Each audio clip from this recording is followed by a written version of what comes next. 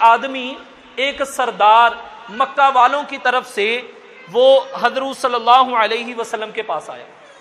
ایک سردار مکہ والوں کی طرف سے آپ صلی اللہ علیہ وسلم کے پاس آیا. بات چیت ہوئی. جب آپ صلی اللہ علیہ وسلم سے بات چیت کر لی تو واپس مکہ والوں کے پاس چلا گیا.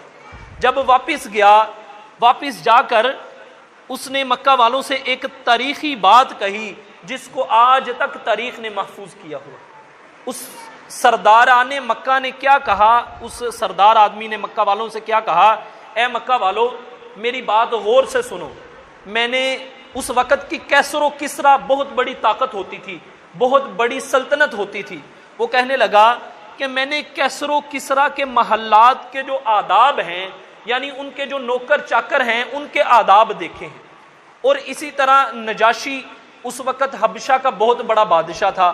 وہ کہنے لگا کہ میں نے نجاشی کے محل کے اندر، دربار کے اندر بھی گیا ہوں، اس کے نوکر چاکروں کے بھی میں نے آداب دیکھے ہیں.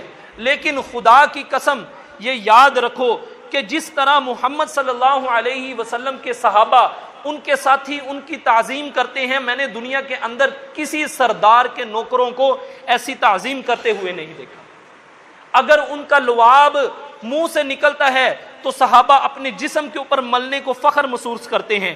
صحابہ اپنے نبی کے وضو کا پانی زمین پر نہیں گرنے دیتے، تبرک کے طور پر اپنے منہ اور اپنے جسم کے اوپر مل لیتے ہیں. صحابہ کو اپنے نبی کے ساتھ اتنی محبت.